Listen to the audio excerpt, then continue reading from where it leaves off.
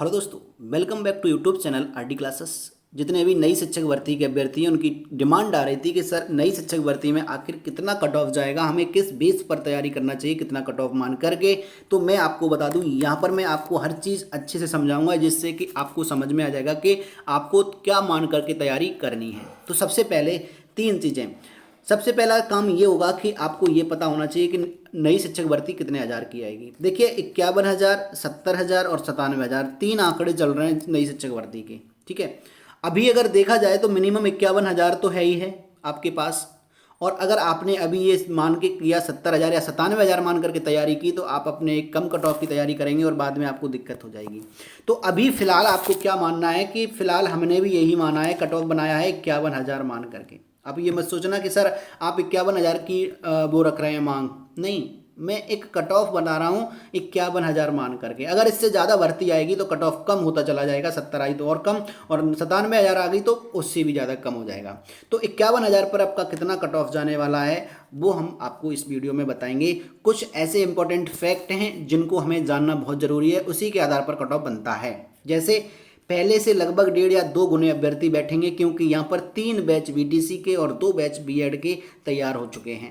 ठीक है, इस भर्ती में बैठने के लिए। दूसरा, पुरानों में अधिक गुणांक वालों के अधिकतर चयन हो चुका है, शिक्षक बन चुके हैं। ये भी एक फैक्ट है, क्योंकि इनकी वजह से आपको फायदा है, क्योंकि यहाँ जो बच्चे हैं वो कम गुणांक वाले बचे हुए हैं। अगली, इस बार जो है वो ग्रेडिंग 80-90% वाले 10th 12th के भी अभ्यर्थी इसमें शामिल होंगे, इस चीज़ का भी ध्यान रखना है। उसके बाद हमने ये जो कट ऑफ माना है वो 51,000 को ये मान करके बनाया है। दोस्तों आपको बता दूं कि अगर आप नई शिक्षक भर्ती से जुड़ना चाहते हैं हमारे साथ, तो आपके लिए एक कमेंट बॉक्स में एक लिंक दी गई है टेलीग्राम ग्रुप की, वो ज़रूर आप ज्वाइन कर लेना। कि टेलीग्राम इसलिए क्योंकि व्हाट्सएप पे 257 होते हैं और यहाँ पर बहुत सारे अभ्यर्थी जुड़ते हैं हमारे साथ, तो इसलिए अभी शुरुआत है, वहाँ पर अभी आप जुड़ जाइएगा और देखिएगा, वहाँ पे आप एक साथ अभी बने रहेंगे तो सारी जानकारी मिलती रहेगी। ठीक है, तो पहली चीज़ तो आपको 51,000 में समझ में आ गई कि इंपॉर्टेंट फैक्ट क्या है। चलिए दूसरी चीज़ क्या समझनी है आपको। देखिए जो नई शिक्षक भर्ती है 51,000 पे जो उसको हमने माना है, इस बार परीक्षा में बैठने वालों का एकेडमिक औसतन गुणांक क्या होगा। मतलब पिछली बार जो बैठे थे उसको मैं समझाया था, और इस बार जो बैठेंगे उसको भी मैं समझाता हूँ कि क्या दोनों में अंतर है। क्या था, पहले जो लोएस्ट था 50%, सॉरी अभी और पहले लोएस्ट तो 50% भी रहेगा, लेकिन हाईएस्ट पहले जो हमने लिया हुआ था वो 70 या 80% पर माना था। यहाँ पर 90% इसलिए क्योंकि यहाँ पर बहुत सारे अभ्यर्थी ऐसे हैं हाईएस्ट वाले जो 90 से ऊपर भी लाए, किसी के हाई स्कूल में 95% भी हैं, यूपी बोर्ड हो चाहे सीबीएसई बोर्ड।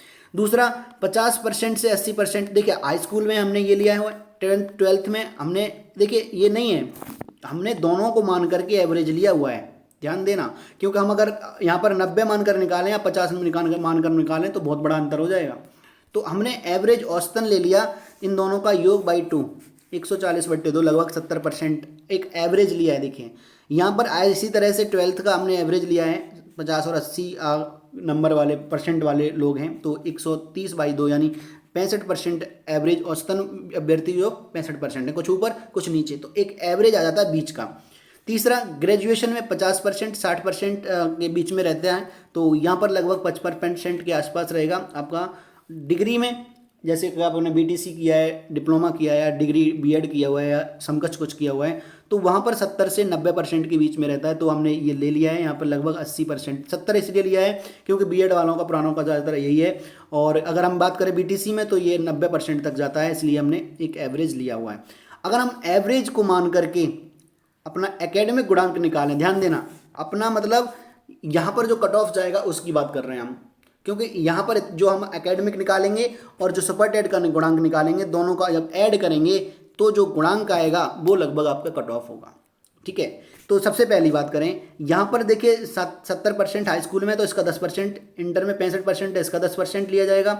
ठीक है, ग्रेजुएशन में 55%, ये जो हमने एवरेज निकाला था वो हैं, और बीटीसी में या डिग्री में कोई भी है, बीएड बीटीसी में 10% लेंगे इसका, तो गुणांक निकलेगा इसका 7, इसका 6.5, इसका 5.5, इसका 8, तो लगभग आपका गुणांक बन जाता है 27। ठीक है, तो 27 एकेडमिक बना लिया हमने यहाँ पर। देखिए पहले एकेडमिक जो थे वो 24, 25, 26 बहुत ज़्यादा थी, इस बार 27 के आसपास वाले भी काफ़ी होंगे, क्योंकि ये जो नए आ रहे हैं वो बड़ी मात्रा में शामिल हो जाएंगे।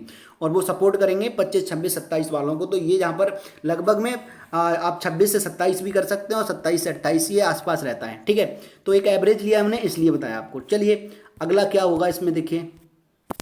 अब बात करते हैं हम सुपर टेट की। सुपर टेट 2018-19 में औसतन अंक कितने लोग लेके आए थे उसकी बात करेंगे। तो देखिए 90-97 पासिंग मार्क्स ये सबको लाना जरूरी था, क्योंकि यहाँ पर कट ऑफ एक रखा गया था कि अगर 90-97 पास हो गए, क्योंकि अगर देखा जाए तो इसमें जो अभ्यर्थी बैठे थे 4,46,000 और इसमें पास सिर्फ 1,46,000 के आसपास हुए थे, 1,60,000 के आसपास, ठीक है। तो आप समझ लीजिएगा यहाँ पर अब बात करेंगे हम अगले कट ऑफ औसत कितना रहा इसका। तो 90-97 पासिंग मार्क्स था।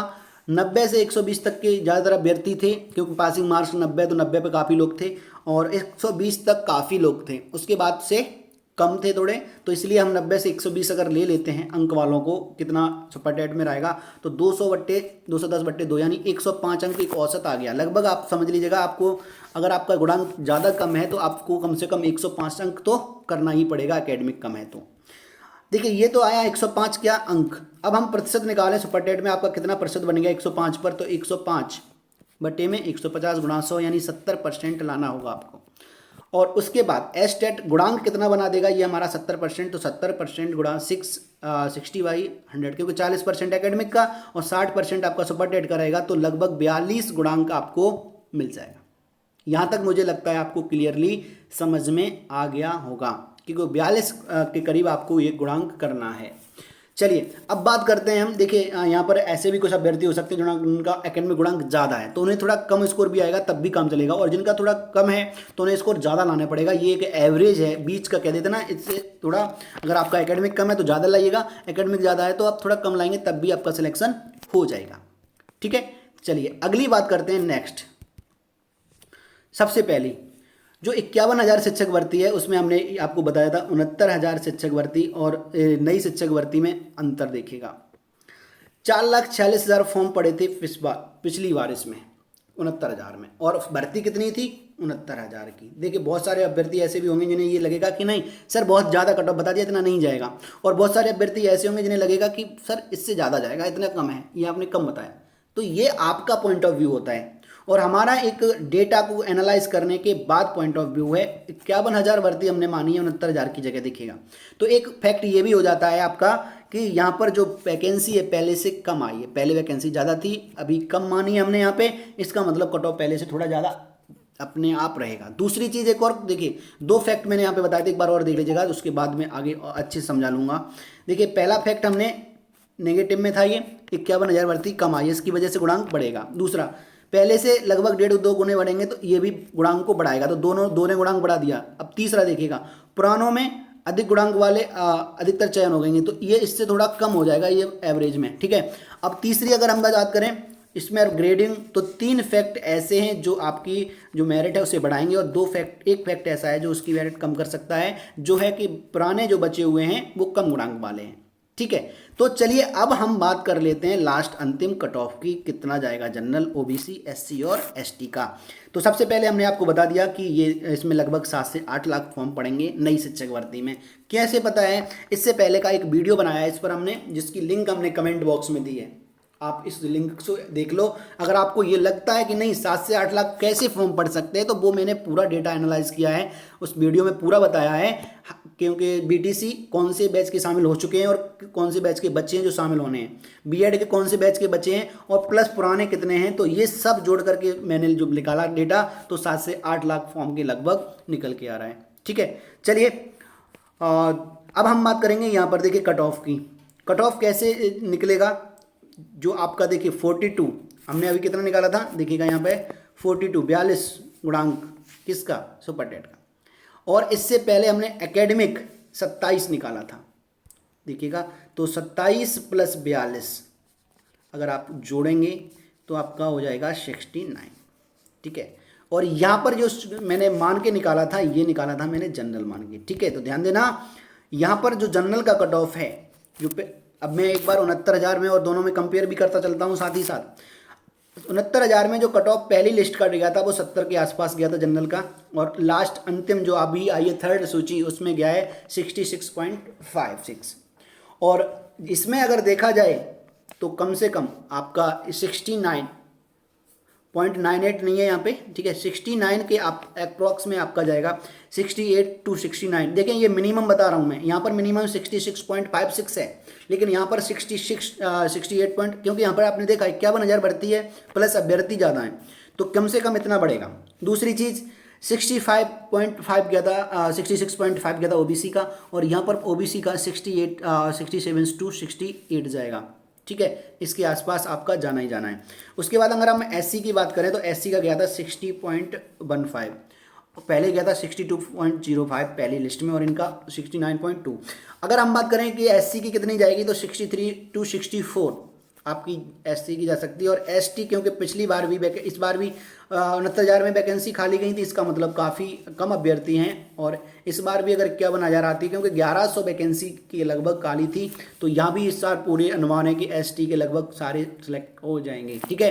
तो चलिए, अगर वीडियो पसंद आया तो प्लीज़ लाइक शेयर जरूर करिएगा, और अब मिलेंगे आपके साथ नेक्स्ट वीडियो में नेक्स्ट अपडेट के साथ। Thank you.